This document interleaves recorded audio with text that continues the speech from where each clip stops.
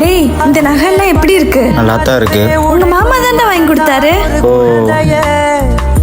கல்யாணம் ஆனதுக்கப்புறம் இப்படி மாறிட்டா. நீ கட்டி இருக்கிற புடவை ரொம்ப நல்லா இருக்கேம்மா. ஆமாமா, இந்த புடவைலாம் எவ்வளவு காஸ்ட்லி தெரியுமா? எல்லாம் உங்க மருமகன் தான் வாங்கி கொடுத்தாரு. இருக்குன்னு சொல்லி காட்டுறா போல. நான் இப்போ இந்த மாதிரிலாம் சாப்பிட்றதே இல்லை. அவர் கூட சேர்ந்து பெரிய பெரிய ஹோட்டல்ல தான் சாப்பிட்றோம். நல்லா இருக்கும். உங்க அக்கா அப்படி சொல்லி காட்டுறாடா. சரி விடு, அவளுக்கு என்னமோ. பணப்பேய் பிடிச்சி ஆடுறா. சரி விடுமா, அவ அப்படிதான் தெரிஞ்ச விஷயம் தானே. ஒரு நிமிஷம், நீங்க என்ன தப்பா புரிஞ்சிட்டு இருக்கீங்க. நான் ஒன்றும் நீங்க நினைக்கிற மாதிரி பணத்தாசை பிடிச்சவ இல்லை. அப்புறே சொல்லி காமிக்கிற. அப்பா இதெல்லாம் உனக்கு வாங்கி போட்டதே இல்லையா என்ன?